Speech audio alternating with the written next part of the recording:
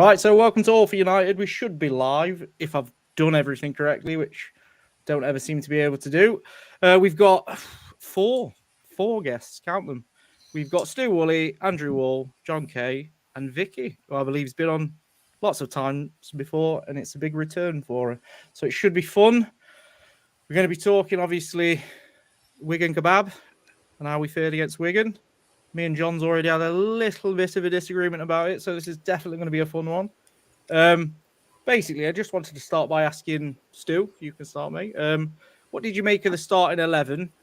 I've, for one, have put a lot of criticism 10 hours away for lack of trust in youth in terms of rotation. Did you have any issues with it? I think we could all see it coming. But what did you make of the lineup? Well, look, I'm on record as saying I thought it was a woeful performance last night. Was I surprised about the lineup? Probably not. Would I've liked to seen some youth? Yes. But I kind of get the feeling that Ten Hag might just try and eke out as much as he can with the FA Cup as his only trophy potential this season. Yes, mathematically we're still in with a shot of winning the Premier League, but clearly we're not going to do that. So my thought process leads me toward the fact that he's probably looking at trying to cement at least a semi-final straight final, probably for his own mentality because of the kind of rubbish he's had. So was I surprised? No. Did I think we played particularly well? No. Wasteful again. I thought our passing was woeful at times. I mean, me and John were chatting during the match, and I just couldn't believe what we're seeing half the time. Rashford, take him as an example. The right back gave him plenty of space, gave him 10, 15 yards every time. He didn't take the ball on the run. He kind of trapped it and then dilly-dallied around it. Sometimes he went back to Dallo. Sometimes he tried to attack the diagonal. Sometimes he tried to attack the line. But his lack of motivation and his lack of spirit is disturbing. McTominay, as Vicky pointed out last night, and I won't talk too much because she'll talk a bit about her thoughts on McTominay, but there was a gaping hole at times, and not enough support for certain people. But Bruno was, Bruno had one of those games where he was teetering on the edge of being decent and teetering on the edge of being woeful. He had one of those. I thought Garnacho showed a kind of immature and mature performance. Again, not good enough. So all in all, I thought it was too much of a mixed performance for me. It didn't. There was no continuity. I mean, look, I love Rasmus Højlund, as you all know, but he was criminal last night in his finishing. I think if we got a brace in the first half, he would have carried the match ball home with him, and we would have won 5 or 6-0. But he didn't. His header, for example, I still can't believe he didn't get over get over the ball. There's a couple of people were telling me. Sorry to interrupt, Stu. Middlesbrough have just scored past Chelsea. Oh, fantastic! He was talking. There was a couple of people talking last night at Højlund. That was a difficult chance for Højlund because he had a central defender behind him. You've got to be holding the defender off. The first thing you do is look at the ball, so you're not looking at the defender. Hold him off and then get over it. So ultimately what I'm saying is you're using the defender as leverage. It enables you to kind of get that little extra millimetre or 2 millimetres, because that's all he was off from actually getting his forehead on the ball and getting it down and getting more direction on it. The second one, he was at totally, his body position was all wrong for the second one. He was leaning towards his left side rather than towards his right side. If he'd led more towards his right side, it would have gone in. Because he left towards his left side. That's why it went wide of the post. So there's a couple of things that I didn't think were great for him. But again, I thought his overall approach play was good. You're starting to see a bit more power, a bit more strength, a bit more directness. So you can't kind of criticise him for that, but you can criticise him for his misses. So he's got to start taking those. But he's only 20. So, things will happen. But all in all, average at best. I don't think anyone can disagree with that. Yeah, I agree with Dave on this one, though. Yes. Yeah. Look, he was You know, when you talk about Garnacho playing with a kind of an immature and mature side to He his was game, mature. Kobe Mino is mature. Every game I've seen him play, he's mature. I mean, when he got the hook on against Forest, you know, people would, you know, and I've seen young players go into the shell after that. It didn't even bother him. Actually, you know, as he started the game, I forgot he got the hook at Forest. He just carried on and carried on and carried on. Wonderful play. But Vic will talk about him and McTominay in a bit, really. So. Yeah, so we'll go to Return of the Vic then. What did you make of the starting 11 and just a little bit about the performance? Return of the Vic. Return Wow. of the Vic. Oh my god. New song that is. It can cure hiccups. Yeah. So it was just a really a boring game, to be honest. But you know, I don't think Rasmus Højlund knew what to expect about League One.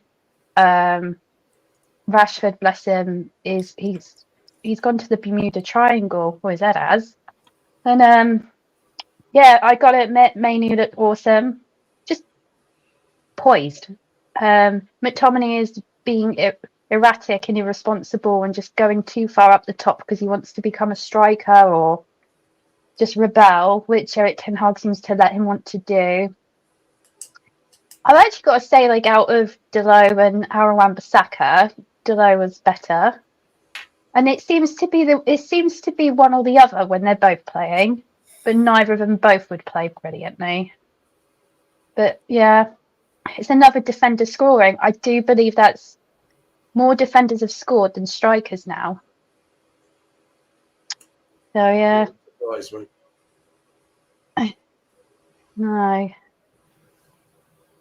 No, yeah. But yeah, I don't know what. I can't do a long one like Stu. Stu's the master. Sorry. Yeah. So yeah, same question to you then, John. What did you make of the starting 11? Were you happy, a bit surprised? Do you think he should have given maybe a few more chances? Well, I would have wanted to see Binder in goal, but that's another story altogether, isn't it? We'll touch on that later. No, but I think in fairness, Ten Hag, he can't afford to take any chances. In an ideal scenario, if we were doing better in the league and still in Europe, then maybe might have been able to play a few more of the fringe players. But he knows this FA Cup run is potentially essential to him possibly keeping his job. So I don't blame him for starting strong and also being out of Europe. Last season, we were playing fixture after fixture, and obviously, Stuart, you mentioned in January with the fixture congestion, we should have rotated a bit more when we had Forest and Reading in the Cup. Actually, whereas that's not an issue this time because most weeks will have 3 weeks, so you can afford to go stronger for the rest of the season. And but I thought the game, I mean, it was just a job done performance, and it wasn't anything more than that. We were in control. Wigan had that chance first couple of minutes, but they weren't really a threat. We did create lots of chances. We ought to have won by more. I thought we were a bit better in the first half compared to the second half. I mean, we should have scored 4 or 5 in the first half, probably. So for me, it was a decent performance in that we controlled the game. But you know, I was saying to you, Stu, wasn't I? There needs to come a game eventually where you have a game like that. It was similar against Chelsea last month. You need to start banging in 4 or 5 in a game, you know, at some point. And for me, yesterday was a big opportunity to get a goal for Bruno, get a goal for Højlund, get a goal for Rashford and players like that. The only 2 players I'd say who play well were Mainu, and I think Garnacho is slowly but surely improving as a player. Rashford was decent, but you'd expect more from him. And Højlund had a mare in front of goal, let's be frank. And I think the issue with Højlund as well is that sometimes I think he doesn't feel like a natural mover at times in terms of like he can be quite static. He needs to keep on his toes a bit more. That's possibly why he missed some of his chances, not expecting, the ball to come to him and that. And but I've always said with Hoyland is that he was never ready to be our main forward in the summer, and that's a big letdown on the club that we didn't get an experienced striker in place as well as Hoyland. And, unfortunately, he's having to carry the mantle up front, and I personally think he's just not ready. But job done, and hopefully we can go on a cup run. Same question to you, Mr. Wall. What did you mean? Did you go? I tried to get tickets, but unfortunately I wasn't quick enough to get them on no. Friday, so I just missed out. So I would have been there, but I ended up watching the game on TV. But in terms of the lineup, I'd say it probably was as I expected because, like I say, we're down to the bare bones in some of the positions. You can see by the bench, it wasn't the strongest bench we've ever put out. But in terms of the game, it was a game we should have won, deserved to win, and we did win comfortably in the end. I mean, Wigan did have their early chances, especially that big one right at the start, and Nana's saving that as well. That could have been the worst possible start for us as well. But we just settled down into the game as well. Starting to create a lot of chances, and I think that's one thing Ten Hag did criticise after the game, just the lack of clinical finishing, which has definitely plagued us this season. But I just think just the missed chances, because we could have scored way more than the 2 goals last night. I think for Hoyland, he could have literally had a hat trick, but I just think that's probably the first time in ages where the balls were actually being crossed in the box, and I thought Hoyland's he was getting onto him and he missed him, but I thought that's the first time in ages he's been getting some service into the box, and I thought it's going to come with time. I thought the more chances he's going to get, he will start to score, and I think in other games we've hardly created anything. I just think the Forest away game at the end of the last year, it was just like we hardly created anything. I think we start creating more chances in game, the goals will come in the end. So I think there's a few really good performances from the players, especially Garnacho and definitely Manu. But I think the rest of the team probably averaging about 6 or 7 out of 10. But I think Manu was just a class apart as well. I just think he just brought calmness into the midfield and made 1 or 2 brilliant tackles as well. And I think it was just a bit unfortunate he didn't get on the score sheet from himself, because he had that effort from the edge of the box as well. But he's only had 2 months in the first team, and he's settled really down. And so you've got to give Ten Hag his credit for bringing him into the side. So at the moment, you could argue Manu cannot be dropped. But I just think also on Hoyland as well, I just think he's getting the chances to score, but it just that clinical nature of his is just proving elusive. But I think that will come with time, and the more services he gets as well. But it wasn't a classic game, but as John said, job done, and we're in the 4th round, so all good.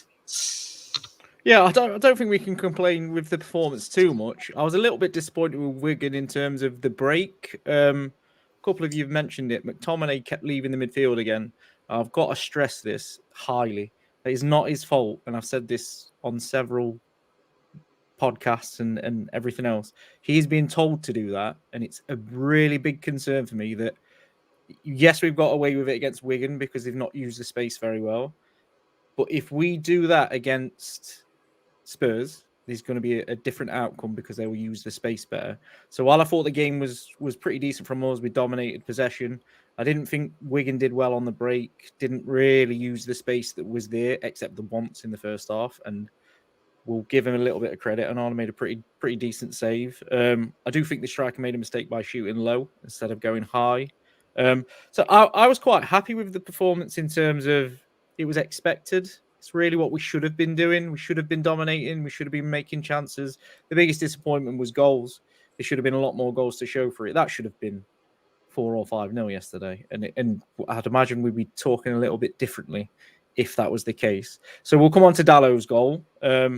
He's getting to a bit of a habit of this, isn't he, Stu? It's a pretty good finish. It was all right. I know Stu's not Dallow's hugest fan, but it was a good strike. He took it well. His body shape was nice. I like that think you it was used the going. defender to Yeah, sort of, yeah, I think it was going in irrespective of whether the defender touched it or not. His positional play was quite good, actually. The way that Rashford was able to find him, step across, and then get the whip on it was quite nice. I have to say, I thought Wigan's goalkeeper was outstanding. I thought he looks a real prospect. He does. You can't see my notes here, Stu, but I've got special mention to Mr. Tickle because I thought Well, he was I fantastic. thought he was. I've got to be honest. The Rashford save where it squirmed under him, people were criticising him for it. That's a tough old challenge. When you strike a ball like that and it cuts the top of the grass, it literally it bends your hand underneath like that because of the power, and to grab it.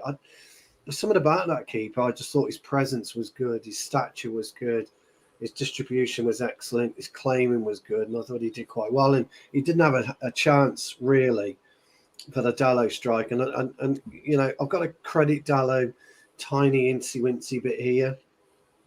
And as much as he did use the defender quite well, his body shape was well. I don't think Tickle would have got there.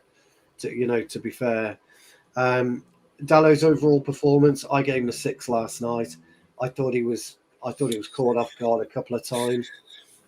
His support for Rashford, I didn't feel was good enough.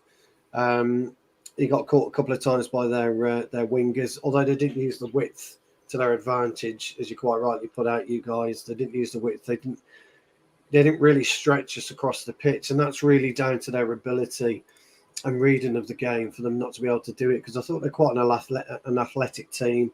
I thought they were quite comfortable on the ball at times. They didn't use it with any speed, but then again, to be fair, neither did we. And I think both teams at one point almost cancelled each other out in terms of the slowness and the drabness of the possession. And that's where we have got to take the game by the scruff of the neck and say, you know what, get out of my fucking way. I'm going to go past you. I'm going to deliver the ball. And then, you know, we should get our 2, 3, 4, 5.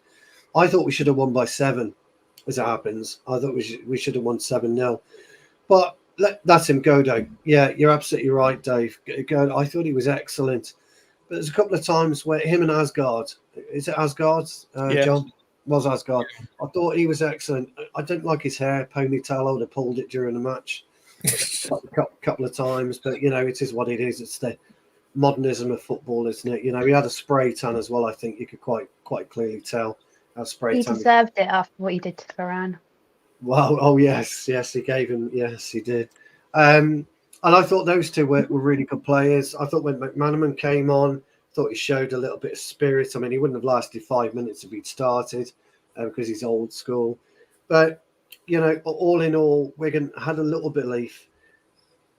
Their first effort, that should have been roof of the net. He should have got his foot round it. That should have been, you know, roof of the net type thing. It might have been a different game, but I just thought for me, Dallo, and let me be clear, I thought Wan-Bissaka was erratic at best.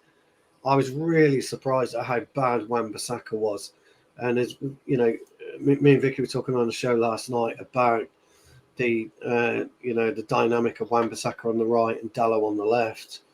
And I just felt that they both weren't. They were caught out of possession quickly. I didn't think their passing was good. Wan-Bissaka in particular, his passing wasn't great. So look, I'm not Dallo's biggest fan. I'm not. I really aren't. And good finish. You know, nothing wrong with that. He took it well, but he's got to improve his overall game. I've got to be honest though, when you read a player's interview and his biggest achievement was just to make the first team at Old Trafford, it doesn't sit well with me at all. That your biggest achievement should be winning trophies. Goals, yeah. That's what you're interested in, not just making. Asgard is Norwegian. Good old Jarvis. Hi, Jarvis. I just felt that to be honest, by the way, let's be clear about this as well, because we weren't pushed. I kind of think Dallo was ball watching a lot because there was nothing for him to watch, so to speak, and he was just ambling around. He did okay, but anyway, just it is what it is. I'm afraid. What about you, Andy? What did you make of the goal? Yeah, it's a really well taken goal, and seems like a very nonchalant effort from Dalot, because he just flew into the bottom corner. It was like saying, it just reminded me of a similar goal he scored against away at Sheffield United, which I was there for, where he just hit that rocket into the top corner. So I just think Dalot, he seems more consistently dangerous when he's in the attacking sense. I mean, and he seems to be finding more consistency and dimension to his game when he's on the attack. I mean, I think during the game last night, he was pushing further into the midfield, and I noticed he did that before when he was against Villa as well. It was like in that second half, he just pushed into the midfield, and just, the defence became almost like three at the back. Sindelar, it's like, I'll just go on the attack as well. But I think he did all right last night. I just think they gave him, if I was rating him out of 10 in terms of his performance, I'd give him a 7. So I think defensively he was solid. I think he supported Rashford as well on the left, and produced that excellent finish to open the scoring. So let's say just times during other games this season, it's his defending that's like let him down. I just think it's great going forward and just lacking the defensive. Whereas like a bit like Wan-Bissaka, he's great sort of defensively, but in the attacking sense, Wan-Bissaka lacks in that area. So it was like you want to combine those two players together, and you'd have an all-round good defender and who can attack as well. But yeah, he was solid last night, I thought, Dalot. Right, John, I'm gonna ask you this question because it's quite a good question. I think I already know the answer, but I think it's worth thinking. So Jarvis has asked this, so you can take this, and then Vic can give her answer as well. Well, do you think Dalot could become our main left back? Yeah, right. I hope not. I mean, in fairness to him, he has done a decent job at times at left back in a couple of games. I think he had a good job marking Saka out the game against Arsenal back in September, wasn't it? And he got a goal. And okay, fair enough. But he's I still think he's shit. That's fair enough. Very, very bluntly put. What about you, Vic? What would you say? Goal from Say it how you feel, John. I'm good. Do you know what? There's something in Dalot that Eric Ten Hag, I think, sees more than Aaron Wan-Bissaka. But I also believe that there's something in the transfer market that's making Dalot the first choice left back. Well, no, the first choice. Well, not as a left back, no, because sure will be. But I think Aaron Wan-Bissaka is going to be going. So I think they're using Dalot more to try and make him fit into the system. Personally, I think when is Shaw coming back? So Shaw's been, I think he's missed 3 games now, is it?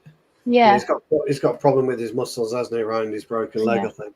Yeah. So in fairness, if I was to defend Dalot in one way, he has been fit for most of the season, hasn't he? I think he's the second highest used player under Ten Hag after Fernandes. So I think in fairness But to under me, Bruno.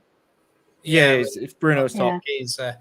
He does get. I mean, he has done decent in some games. So I mean, for me, I always prefer Wan-Bissaka to Dalot, but Wan-Bissaka's form is bothering me big time at the moment. I mean, that chance that they had in the first couple of minutes on the break. I mean, initially it was Rashford had put in a half-hearted tackle, and then it went up the other end. And I was watching Wan-Bissaka, and he was slow getting back to try and. There's no reason why he couldn't get on the end to stop that ball getting across that Wigan player. I mean, thankfully, Onana saved it, but he was so slow getting back. And I'm one of Wan-Bissaka's biggest fans, but I can't defend him for that. And, at this moment, I can see why Ten Hag prefers Dalot at the moment.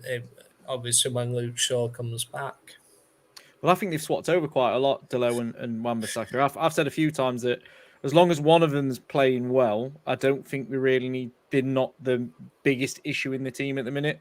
And it always they seem to take turns. So I think since Wan-Bissaka came back from injury, I don't think he's been that good. He's made quite a few mistakes. All I can say is I'm glad Son's not not available on Yeah, Sunday yeah, because so am I, to be fair. want to sack a new one. They've got the mighty Timo Werner, though, don't forget. The mighty. Oh, Yeah. that's true. So, It's So got that might a come lot back to bite you, Stu. Well, they I probably don't know. will be. Net hat trick, won't he?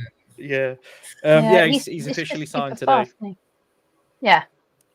So Yeah. the one thing I do want to mention is like Rashford. What I guess I don't think I want him starting, but then I don't want So to. this is perfect. This is perfect, Vic, that you've gone into this. I'll let you say what you want to say. So this is one of my controversial things from yesterday. So if you go first, I'll elaborate in a minute. I don't think I want him starting because he did not test Tickle. Sorry, it was there. Sorry, Fantastic. but Well, so he yes, did, in fairness, he did have a few. He did, yeah, he made a good save. a couple, but I didn't quite understand the set plays. I don't understand why Bruno and Rashford had to do 2 short corners on the bounce. They never made sense. I don't quite understand why we have a set piece coach unless it's just for the back.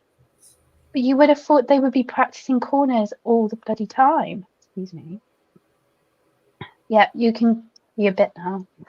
Yeah, no, I agree with that. To be fair, I think it's Eric Ramsey. We've mentioned him Yeah. before. Since he came to the club, our set pieces have just gone absolutely downhill. I don't understand what they're doing, and I can't remember who was commentating, but why is Rashford out there if you're not going to take a short corner as well? Surely you want him in and around the box or someone else and change. I do Because wonder he's so whether, tall.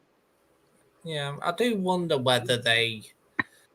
I mean, they must practice them on the training ground, but whether they just decide to blow it up on the football pitch, I just don't know. I can't imagine. I mean, why would you practice that on the training ground? It just doesn't work. I mean, I think they saw Villa do something funny, didn't they? And it's just not worked for us. I don't know. What's the reason they do? Is it because they fear the counter attack if they clear it or something? I don't know. No, we're a hybrid set piece team now for some unknown reason. So we're a mixture of zonal marking and man-to-man marking. Ideally, as a centre half, you want a man-to-man mark so that you can at least grab hold or get hold of your direct opponent.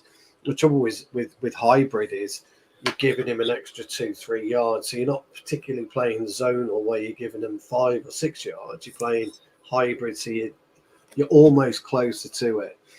But you should never have to practice corners anyway, because it's not really rocket science what a corner is. A corner gets lobbed in, and 2 things will happen from a corner.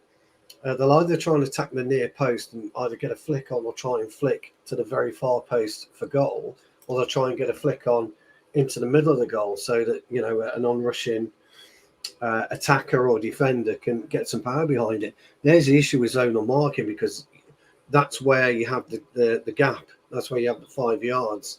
You know, with hybrid marking, you're kind of betwixt and between on what you're doing. Ideally, you need to get close to it. You should be grabbing the very bottom of his shirt. You should be holding him blindside of the referee so we can't get any elevation on you. So he's then got to use you as leverage. And if he uses you as leverage, ideally, the ref should be going, thank you very much, and off we go. The other problem we've got is we don't have a keeper that comes out and commands his 6-yard box still. You know, he's got to come out. You've got to push people out the way. You've got to get that ball. And it can give you so much of a respite as well. You can relax, you can get a hold of it, and they can do something with it. We don't do that, and that's our issues with corners. I don't know whether Eric Ramsey is still there. I think he is. I don't know if he still is, but you should have a fucking set piece coach anyway. Come on. We should have just brought James Ward-Prowse, and then all the problems would have been fixed. Yeah, you have a throwing coach as well, apparently. I mean, what's all that about? Oh, I personally notice how it's always Bruno that seems to take it. Now, arguably, I personally think the near post. Doesn't beat the near post. You know, well, that's what I mean. For me, Bruno always seems to take the set pieces, and arguably, Ericsson and Mason Mount, when he's fit, are arguably better on set pieces than what he is. To be fair, I think Mount and Shaw were taking them when they was both fit, and then Bruno they were when they were fit. Yeah, took over. Yeah. So, Andy, I wanted to come to you. So, what did you make of Rashford's performance yesterday?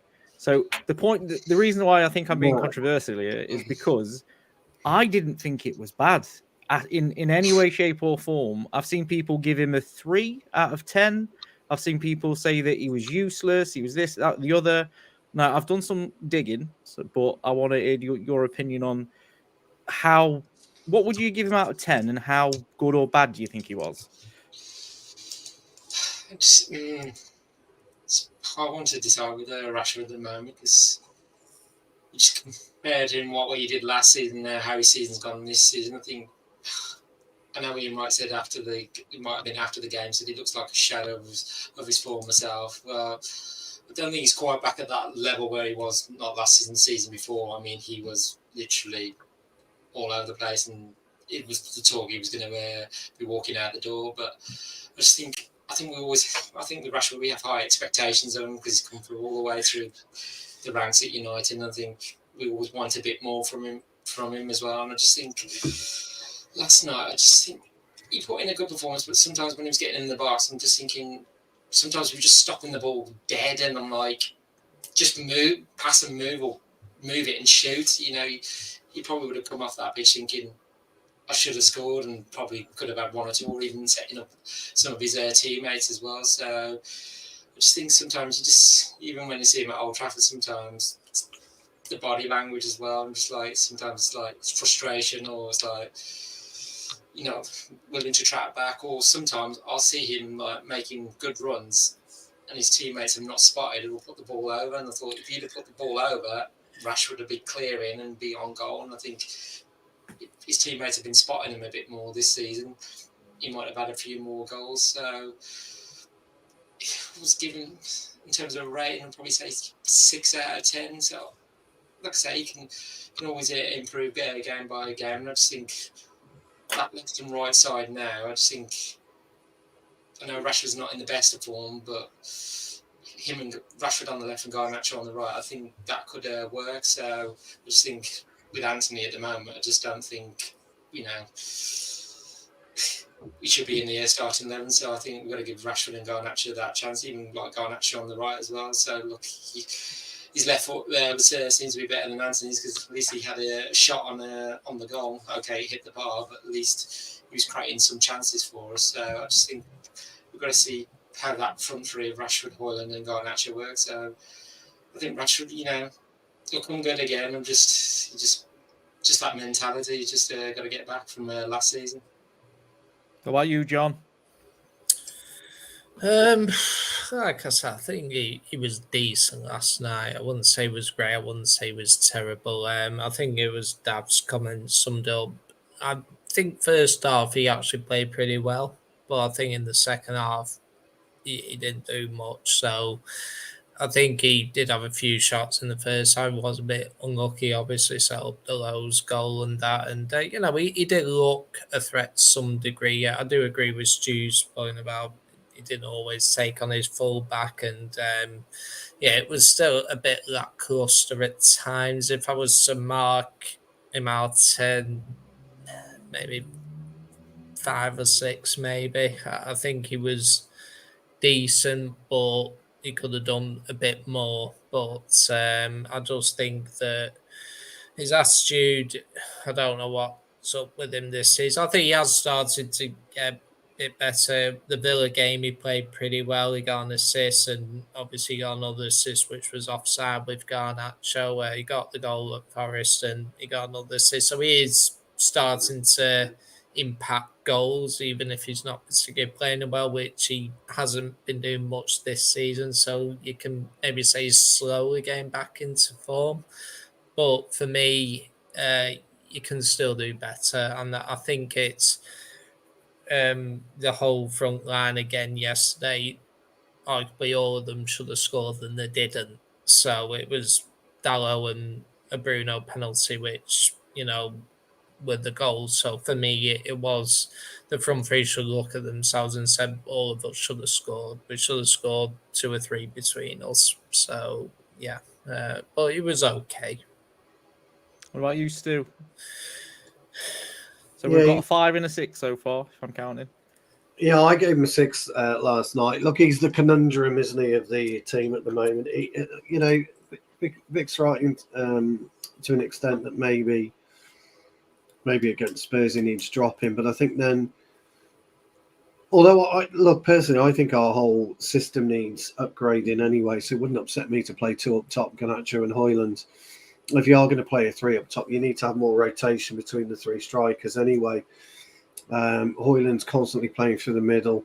There's no reason why you can't switch, with Rashford and put Rashford in the middle, same with Garnacho.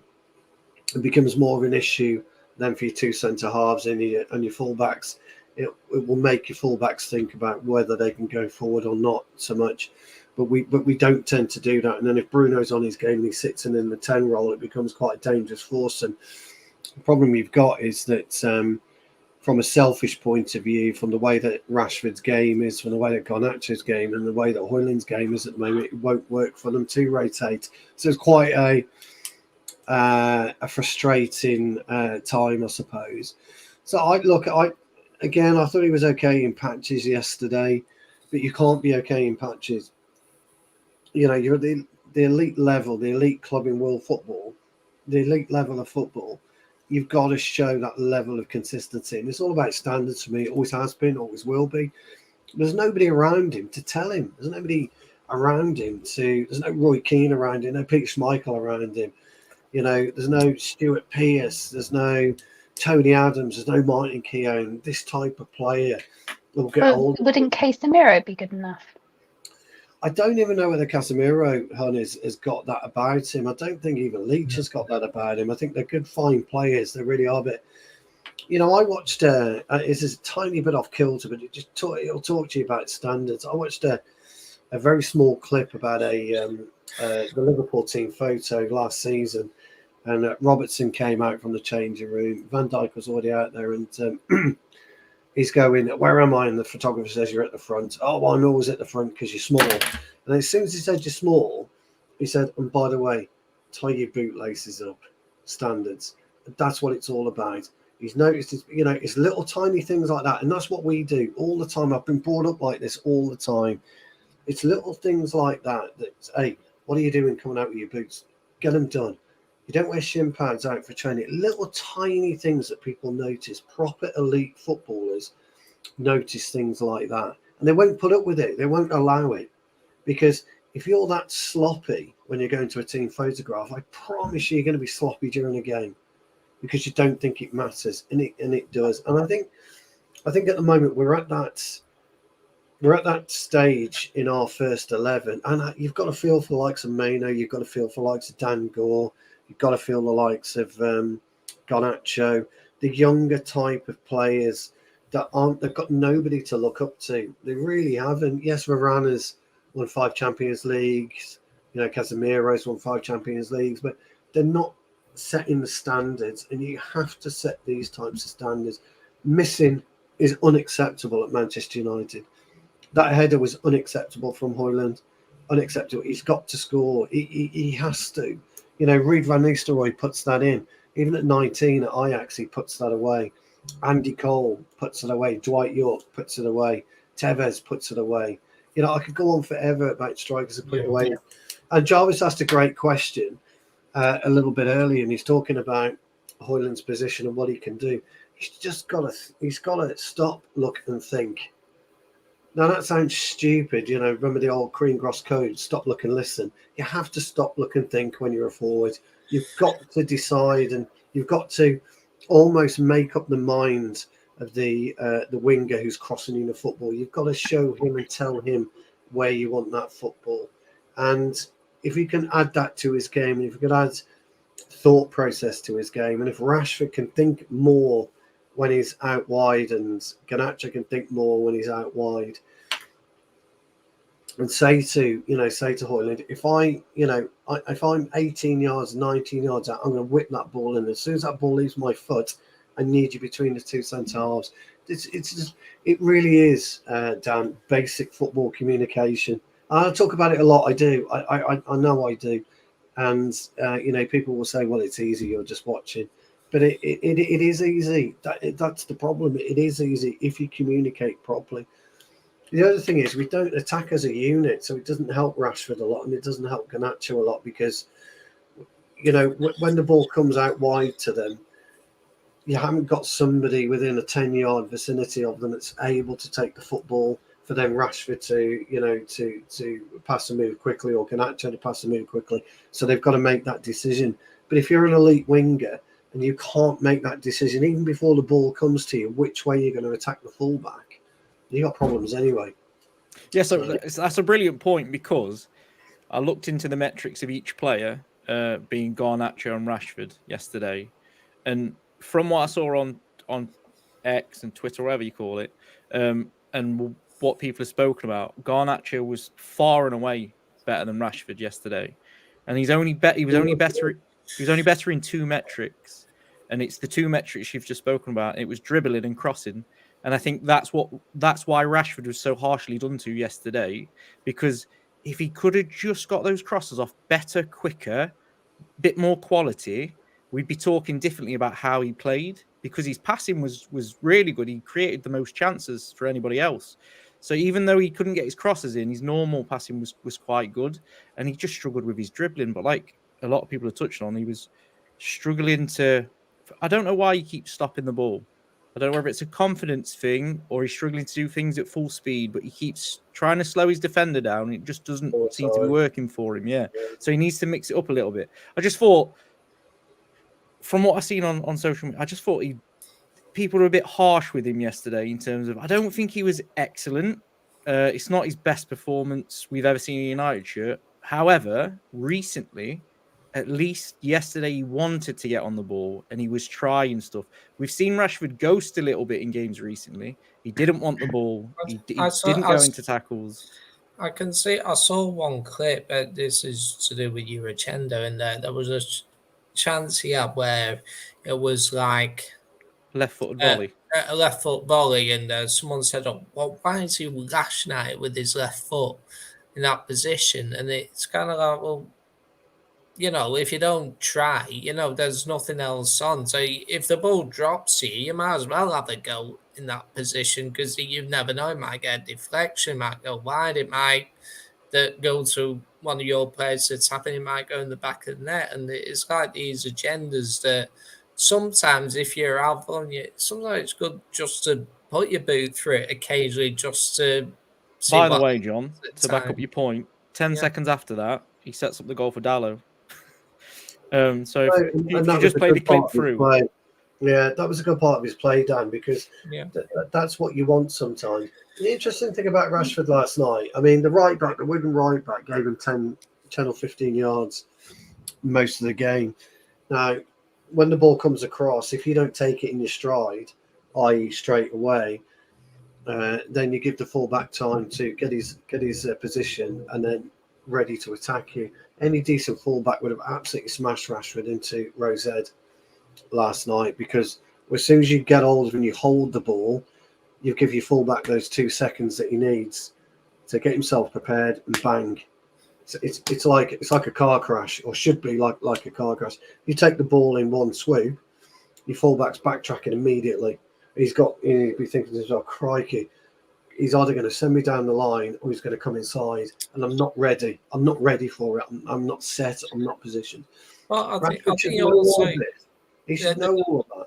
The quick decision, I'll just go briefly off the top. I saw it was the anniversary the other day, that FA Cup comeback at Villa, 2, where we're 2-0 down, and 5 minutes later we led 3-2. The first goal came from Solskjaer, where he was about 25 yards out, and Sylvester paid the ball down. I think it was Olaf Melberg, the defender. He's like, right, I've got him.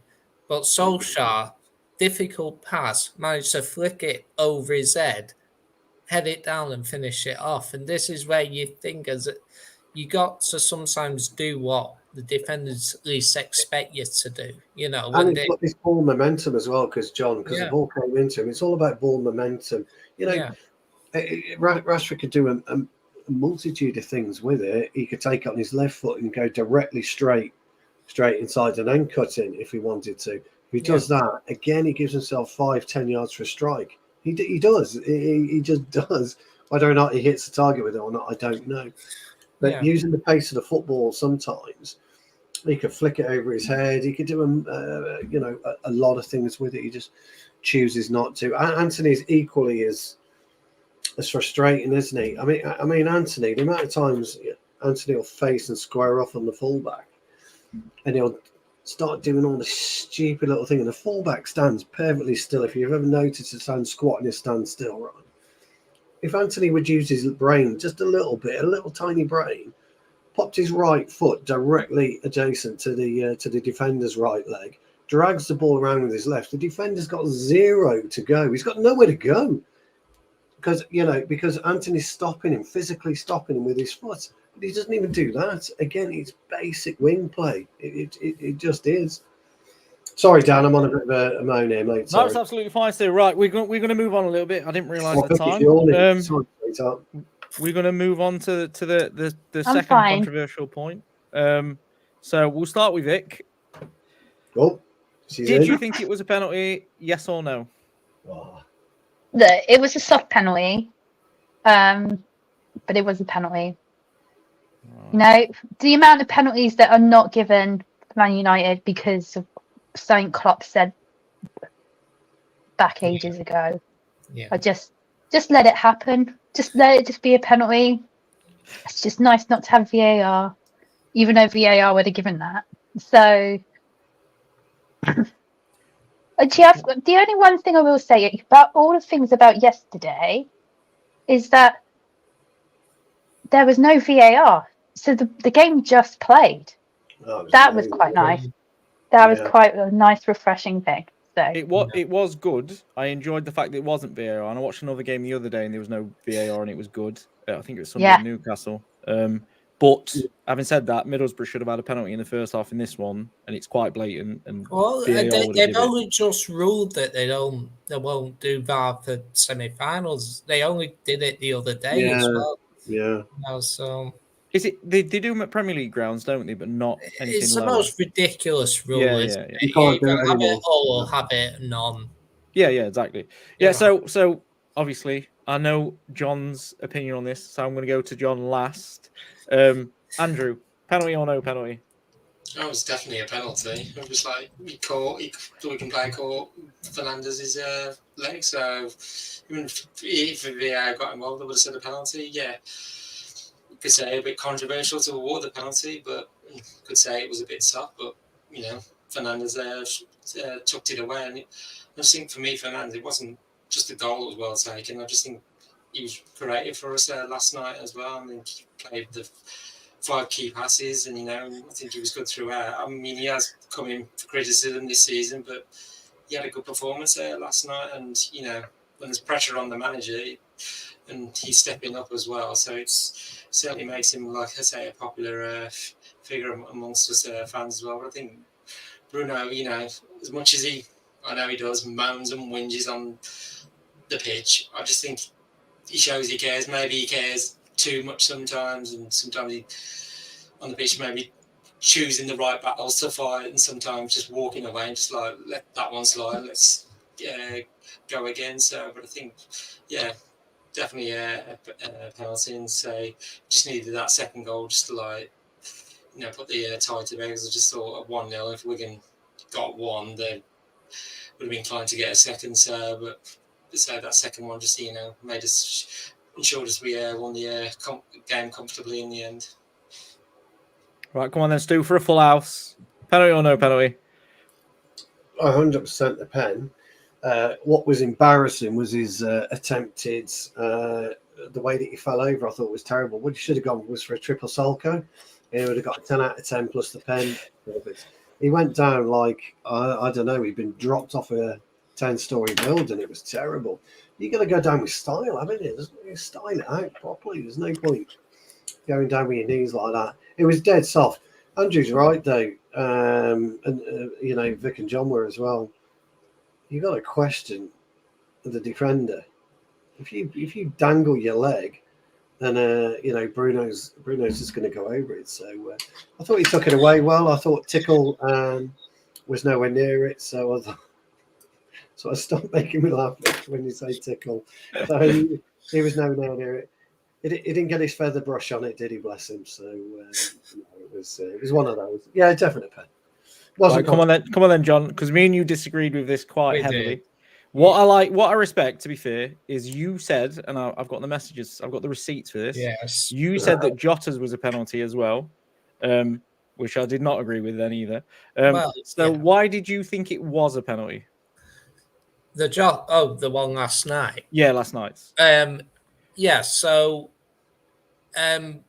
it's a modern day penalty ultimately. If you're in that situation, how you blame the defender for going to ground, as Stu mentioned, like it's a silly challenge to make from the defender, and I can see where your argument's coming from. Is there enough contact to go down? I've not made any arguments yet. Yeah, well, I know what you said on Twitter, mate. So yeah, but no, but the thing is, 99% of players will go down in that situation. You know, it's like it's a bad tackle. If Bruno initiates the contact, then it's not a penalty. But he didn't. It was the defender, and he connects with his foot. And for me, this is something where I do agree it's a bit of a soft penalty, but this is the way the game is now. And it has been for like a decade or two now. I remember Gary Neville speaking about this on Monday Night Live. I think it was 2012, and it was when Ashley Young was diving for a penalty, and he made the argument why you can dive for a penalty and it still be a foul. You know, and it becomes from the contact of a player. And the thing is with a foul is that Bruno has been fouled. The defender's gone to ground, not on the ball, connects with the player. That's a foul, even if it's minimal contact or whatever. But the player then goes to ground easily. So for me, yes, I would understand your point that you don't like to see players go to ground easily, but sometimes you see players, you know, at corner kicks, for example, where defenders grabbing hold of them and they can't move, but they then don't go to ground. Now, that will be a penalty. So, but they're not given because the player doesn't go to ground. So in order to get a foul, you have to go to ground. So for me, while it is technically a dive, maybe it is a foul also. So for me, it's a clear penalty, and it was silly from the defender. So I'm gonna not disagree with anything anybody said because I understand what you're saying, if that makes sense. So I understand the defenders make a silly tackle. I understand there's contact on the foot. Where I sort of fall down is in terms for me, it's the art of defending. We're making it very difficult for defenders to be able to defend if minimal contact or contact results in a penalty. So for me, Jota the other day, it's a clear dive. It's embarrassing. He's took two steps before he's chucked himself on the floor because he knows, I think he has a split second, Jota in particular, I've overran that. I'm not going to reach it. It's easier for me to go down and get a penalty because it ends the game for us in terms of a contest than it is to stay on his feet. And I think Fernandez did yesterday is near enough the same as what Jota did the other day. So in terms of being consistent, this is why I appreciate John's opinion. He's consistent in what he's saying because he's saying that Jota was a penalty, so Fernandez should be a penalty. I was saying Jota dived and Fernandez definitely dived. Well, yeah. So what I'm saying is at least it's consistent in our opinions. And this is where I'm going to defend Fernandez, by the way, because he's been absolutely battered on social media by Liverpool fans who didn't call out Jota. So at least in the debate that me and John are having, John's been consistent in his opinion that they're not dives, whereas I'm consistent as I think they're dives, because I just don't think there's enough contact to send a grown man down. And he's thought to himself, if I go down here and we get a penalty, there isn't a nervous last 10 minutes. There isn't the thought process is there that there's enough contact there. By the way, I do agree that VAR wouldn't have overturned it. I think he would, because of the contact we see, they would have kept it the same. I just think I don't want to see penalties for that. I know it's a modern penalty. I just don't want to see them because I think we're going to struggle with the art of defending in 10 years' time. It's going to be like basketball. You can be touch tight, but you can't touch. And then I think that causes long-term problems. But in terms of defending Fernandez, if you're going to call Fernandez out for diving, you need to a damn sure call Jota out for diving. You need to call Saka out for diving the week before. And we need to not pretend that they're not in every single team, by the way.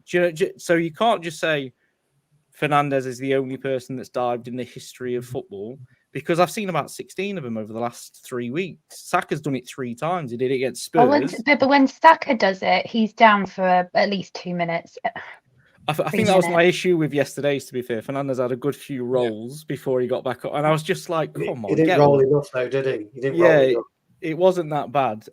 So, yeah, this is what I like. Like, in terms of, we can have a difference of opinion, but at least it's consistent. The last thing I'd want, like, if John said to me, Jota dived and Fernandez didn't, well, my argument would be both dived, but they both were fouled. But this contact. On the flip side of that, though, do you know, on the flip side of it, though, if you're the defender, if you're both the keeper in the Jota instance and the defender in the Fernandez instance, your gripe will be, if you're going to give away a spot kick, do it properly.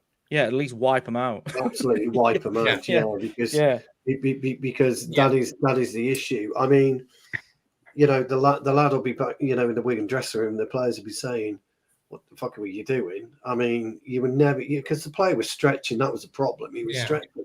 And I would have just said to him, "Look, if you're going to give a spot kick away, make sure Fernandez is down properly. Don't allow him to, like you say, manipulate the situation, get in there." And as for Jota, he should have been absolutely cleaned out by the keeper. I can't remember who it was now. It was Dubravka, wasn't it? I mean, Jota was embarrassing anyway, because he got. I mean, I would say if I was in Jota's situation, I would have still looked to put the ball in the goal. Yeah, I just think he had a little tiny doubt where he thought, I might not get it. Penalty ends this game, so he's gone. I mean, for me, it's one of them that I think there were penalties. However, where I would slightly disagree with you in both contexts. Bruno's not got an open goal, so if he's not fouled, it presents a better opportunity. Yeah, this is what I mean. I think Bruno in his head he had an has open gone. Goal. Yeah, I'm not going to get a goal from this position, and there's enough contact that I can fall over. And I think Jota's just had that split second. Even though it was very clear he could have probably got there. But also that with Jota, he had an open goal, so he could have stuck in. Whereas a penalty, I mean, Salah missed one early in the game. I wouldn't say necessarily a penalty in that situation would increase the chances of scoring, because Jota had an open goal. Whereas with Bruno, he didn't have that luxury. So it is slightly different, but I can still see your argument that it was minimal contact. I personally think the Wigan player himself, I mean, they were complaining a bit with the referee when the decision was made, but I think deep down he'll look back and he'll think, why did I go silly decision to slide? Yeah. So I agree with Jarvis in this aspect. But I agree with what everyone's saying in terms of modern penalty. We're seeing these more and more and more. And then the frustration is, if Bruno doesn't go down, he doesn't get a penalty. But then we've just seen Jota get a penalty for less, for similar. So it's one of them. You have to sort of join them to match with them. Right, we'll move on to my final question. We'll start with Andrew. Did you see anything in the game yesterday that would suggest that we can rescue the Premier League season a little bit? Or do you think that there's more to show that we're going to drop back into our inconsistencies? It's difficult. I mean, from last night's game, is it going to really, we're going to have to really up the game on Sunday against Tottenham, because obviously those chances that we didn't score, well, other Premier League teams are just going to punish us for it, and we're going to end up being on drawing or losing games. And I just think we can't be, especially now we've only got the league and the FA Cup to focus on, so there's going to be rest between games. So Ten Hag and the coaches are going to have plenty of time with the players, to drill into them the tactics and the style of play that, going forward in the games as well. So, but you just never know, we almost like when we seem like we're at the bottom, we seem to drag something out from somewhere. And, can I see us getting to top 4 by the end of the season? I think we might just, but by the skin of our teeth. But it's just. I'd just like to point out, I never said top 4. I said rescue in the season. So that is, I like the optimism there. Oh, glad to be optimistic. I just think John's got me a changed man in my inbox. He's made me believe. I'm telling you, number 21's coming. I was watching it, the game last night, and that's average and fellow United fan said, I think he was halving just saying, "Oh, the comeback is on." No, we've beaten Wigan, so I was like, maybe not quite, not quite, but I was just thinking. Well, I say mathematically possible. We can still win the league, but I don't think we're going to do that. But in terms of risking, getting back towards Champions League qualification, I just think that's got to be the aim and a good cup run. Because I just think if we don't start winning a few more games as well, then the pressure's going to equally get on Ten Hag as well. So I just think, it eased a bit last night for him, but we've got more tough games coming up as well, and we just can't be affording to lose any. I was just thinking we've got 18 league games left, and I just thought if we were to reach the top 4 in Champions League, I just thought we've got to at least win 15 of those 18 games, I think, at least, because that would give us about, because we're on, I think it's just 31 points, so I was thinking that'll give us about 76 points, and I'm just thinking we're going to have to, win a lot of games and then just hope those teams around us to start dropping points, and we've got to beat those teams as well. So, I'd say I'm remaining optimistic, that we can do it and have a good cup run. So I'd like to get back to Wembley again because, as I say, there last season and didn't end the way I wanted it. So I want to actually go to an FA Cup final and see a win. I don't mean to worry you, Andy, but 31 plus 35 is only 66. Wasn't very good at maths at school. Yeah, so we might need a few more points. What about you, Vic? Do you think you saw enough last night for us to sort of rescue the season a little bit, Premier League wise? I don't know if I saw enough last night, but from what I'm gathering, I feel like the players feel like with the takeover and the fact that they like everything that's been said so far on how they want to win games and not and trophies and not worry about the money. The fact that they're going to improve Carrington, I think it's made the players feel more important. So maybe that's, they want to give them, say, well, we're giving you everything you want. You go and be the professionals that you are, kind of thing. So I think it might be a little helpful. I'd actually, when we can go back on the Rashford thing, he broke up with his girlfriend and then he lost his cousin.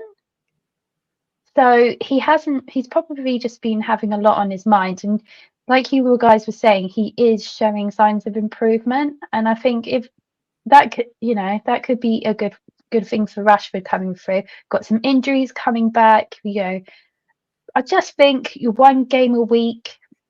It's just got to get better. It can't get worse. I hope it don't get worse. What about you, John? Do you think you can get better? Do you think you've seen enough?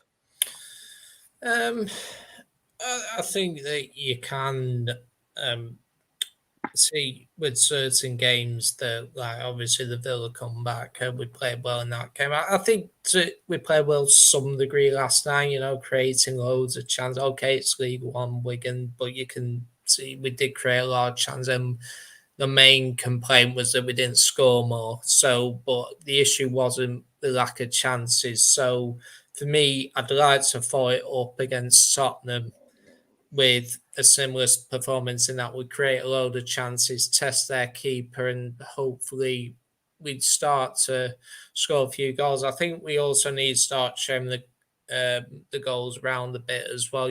Hoyland needs, we didn't have a great performance. He should be saying, right, I'm going to correct it against Tottenham. I'm going to score against Tottenham. That's what his mindset should be. Rashford should be like, right, I've got 2 assists and a goal last 3 games. I'm going to get a goal and assist next game. You need to start backing it yourself and that. I personally got a feeling we might go on a bit of a cup run this year, and I personally think we got a bit of unfinished business from last season against the final. I hope the players use that final as way to motivate them to get to the final again and hopefully win it this year. So I think we might and we got a decent draw, whether it be Newport or East.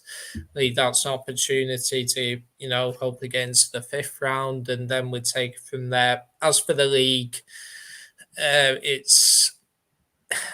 we have to focus on the game at a time. I look at that Tottenham game after it. I do personally think we'll win on Sunday. I do think we'll win, but we got to try and get some kind of consistency in the league where you win 5 or 6 in a row. I know, Stu, you've banged on about consistency. You need to start getting to a point where you say, right, we're going to win 10 games in a row now.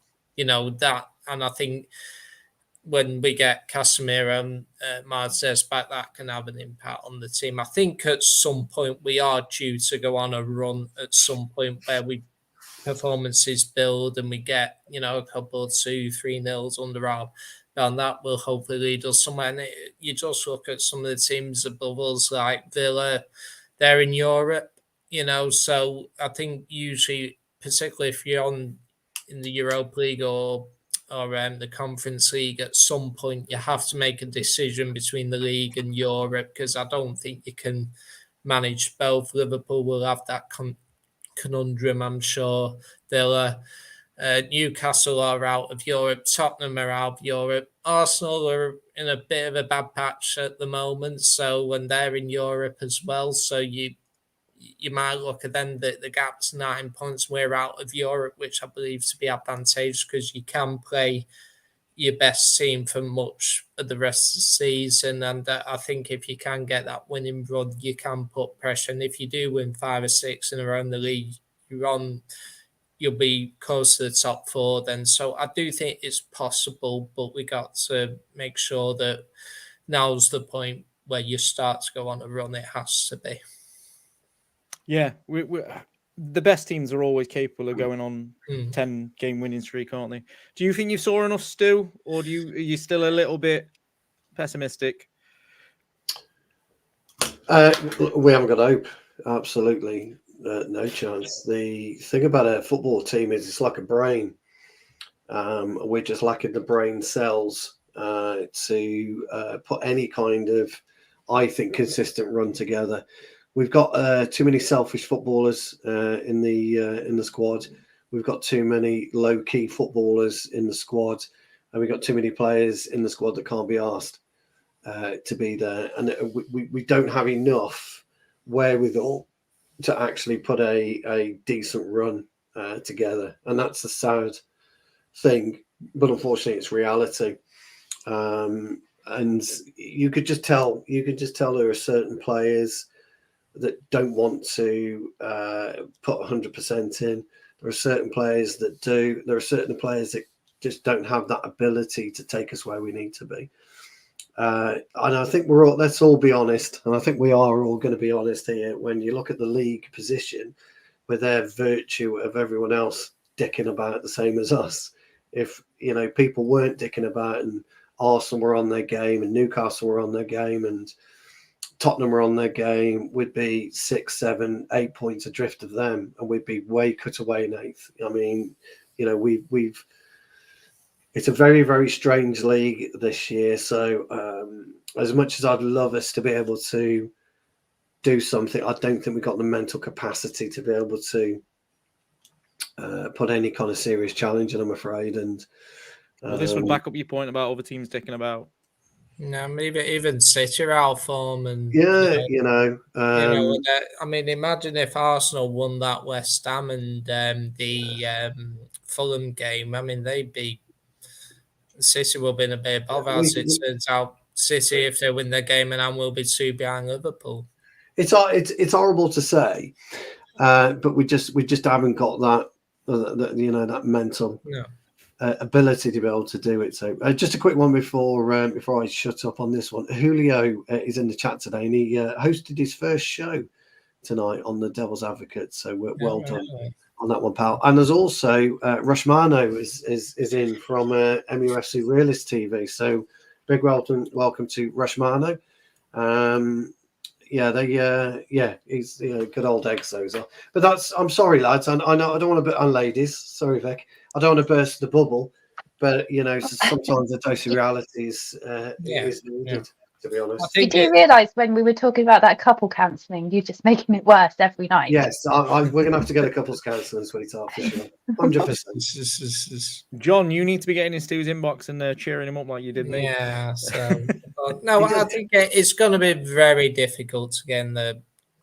So, but I think if there's one team, I mean, I'm this guy. I personally think City and Liverpool will get in the top 4. But if there's any other team that gets a win, like 5 or 6 wins in a row, I think that could make a massive difference. So for me, I just think that it's hard to be optimistic at the moment, but I do believe at some point you've got to go on a winning run. I do believe, and I think that eventually we probably will go on a winning run. Where there'll be enough, I'm pessimistic about, but I think it's possible that we could go on a winning run at some point. I might change my mind if we got because no. What I would say is if we could kind of lure Benzema in for 6 months, if we can get him on a free from Saudi Arabia, he would obviously score goals. And if we do you think the club's astute enough to be able to do that bit of business, though, Stu? Because I don't. Well, no, we're not that astute. No No. chance. We'll go for Choupo-Moting, although people are saying we're not, but we will do. Well, I get that. I mean, we're not that astute, but that's what you would do. You would look at Benzema, you look at the free market, you would see what's around there and say, what can I bring in? If we're getting rid of Sancho, which is great, we're getting rid of, I don't know, maybe Martial goes, then, there's scope to bring in 2 loans. I think the thing is with us, like for much of the season, the argument is we were beating the teams lower than us, but failing against teams above us. But yet it's reversed the last month or so because we have drawn at Anfield and beat Villa, yet we lost to West Ham and Bournemouth and Nottingham Forest, isn't it? We have, but if Liverpool had pulled half their finger out their ass, they would have beaten us by 3. They didn't though. It was that jammed up there. They I don't know. I've never seen Liverpool freeze like that. It's just that. Yeah. Sorry, Vic. Yeah, I just feel like this is going down like a hill. I don't want to be here. Yeah. Okay, Martinez is coming back. Casemiro is coming back. They are. Everyone's getting strengthened up. They're Now, yeah. let's just stop and let's look at the positives, not the negatives. Wow. Well, I've got one more question. I'm just going to give it to Andy and nobody else because don't give it to me because I don't want to get told off again. So obviously, Andy, it's been announced today. This is apparently confirmed that Onana is not going to play in Cameroon's first game at the African Cup of Nations. Yeah. This is just absolute madness, is it not? Yeah, I always think when I heard he was like trying to delay his going to AFCON, I thought, well, what does that say to Bayandi? I thought he was the number 1 goalkeeper for Fenerbahce, and I'm like, you've come in and sat on it. You didn't even get any game time in the League Cup, even though we weren't in that for too long. But I'm just thinking Bayandi's only going to get 1 game potentially, which would be the FA Cup 4th round. I'm trying to think how long the AFCON lasts for, but if Cameroon do I'm sure there's a scenario where he could play none. Yeah, because he's flying out straight after the Tottenham game, and he says, I'm not going to be in the... Because they play 24 hours later, Cameroon. Yeah, on the 15th of Jan. And he's not going to play that one, so he's like, well... Not very good Cameroon. They're not very good Cameroon. So it's madness. He could be back before, he could be playing in the FA Cup, but I just think for Bayandi, I'm just like, when's he ever going to get his chance to, just to even show what he can potentially do? So, but I can sort of see why Onana's been trying to delay his, going on the international duty because, like you say, he's form. Assurance. Is he delaying it because he hasn't got assurance that he'll be number 1 for them? Or because his form's been, up and down. It's like, well, I want to, try and do the best for United. So that's probably why he's, been delaying it because our season hasn't been that great, and he's just like, I want to be here to put it right as well. So I can admire him for doing that, but I'm just thinking you've other teams have gone to players have gone to AFCON, have all reported for duty. So I think we've probably been the only exception to be allowed. I don't like Salah at Liverpool. He's gone. So has Amrabat gone with them? Has Amrabat gone? Yeah, Amrabat's gone. He's gone. Yeah. Yeah, he's in Morocco, I thought he was yeah. injured. That's why he hadn't. Oh, maybe he's fit again. So I thought that's why he hadn't. And Hannibal he didn't get picked because I think he said he wanted to stay at United anyway. So, but now there's a rumour he's going to go out on loan anyway for the second half of the season. So we'll have to see. But yeah, Let's say a prayer for Anthony Martial as he enters the 4th week of his illness. I mean, to be fair, John, I've literally just been poorly for like 4.5 weeks with man flu. So maybe he's got that. But there seems to be a lot of illness at Old Trafford at the minute because Ahmad was ill, Eriksen's struggling. Yeah, but that's also happening at Liverpool at the moment. Well, hopefully they won't serve the raw chicken. Yeah. Apparently so, yeah. I don't want that. I don't know. I probably force feed Martial raw chicken. Oi. She says don't end on negatives, and I Oh, no. eating raw chicken. All right. Well, we were talking about Martial. There's no limit to that. No, we can't injure him even more.